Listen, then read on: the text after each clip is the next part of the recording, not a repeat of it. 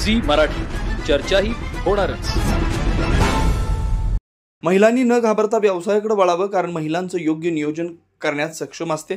व्यवसाय करताना पहिल्यांदा बाजारपेठेचा सूक्ष्म अभ्यास करणं महत्त्वाचं असतं, कारण आपण तयार केलेला माल हा योग्य बाजारामध्ये जाऊन योग्य तो मोबदला मिळणं फार गरजेचं असतं, असं प्रतिपादन अरुण नरके फाउंडेशनचे सर्वेसर्वा चेतन नरके यांनी केलं। ते हातकणंगले इथं तहसील कार्यालयामध्ये आयोजित जिल्हा उद्योग केंद्र व अरुण नरके यांच्या मार्फत मुख्यमंत्री रोजगार निर्मिती कार्यक्रम व महिला उद्योजकीय मेळाव्यात बोलत होते। बोलताना पुढे म्हणाले, आतापर्यंत नरके फाउंडेशनच्या मार्फत जवळपास 5300 विद्यार्थी शासकीय सेवेत रुजू आहेत। गेले 30 वर्षे फाउंडेशन कार्यरत आहे। महिलांची कष्ट करण्याची तयारी फार मोठी असते, तसंच चिकाटी पण चांगली असते। व्यवसायाला बळ देण्यासाठी या दोन्ही गोष्टी असणं आवश्यक असतं। व्यवसाय करत असताना त्या व्यवसायाबद्दल आपल्याला माहिती असणं आवश्यक असतं। किमान व्यवसायाबद्दल नसेल तर ट्रेनिंग घेणं केव्हाही चांगलं। छोटा व्यवसायातून मोठे स्वप्न साकार करा।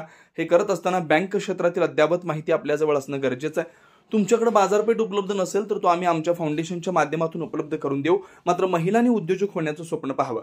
यावेळी हातकणंगलेचे नायब तहसीलदार संदीप चव्हाण यांनीही आपल्या मनोगतामध्ये महिलांनी आर्थिक सक्षम होण्यासाठी व्यवसायाकडे वळावं असं आवाहन केलं।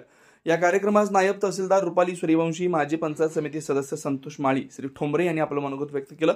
या कार्यक्रमाचे सूत्रसंचालन व आभार प्रदर्शन अलका रवींद्र कांबळे यांनी केलं। या मेळाव्यास मोठ्या संख्येने महिला उपस्थित होत्या। विनोद शिंगे, कुंभोज।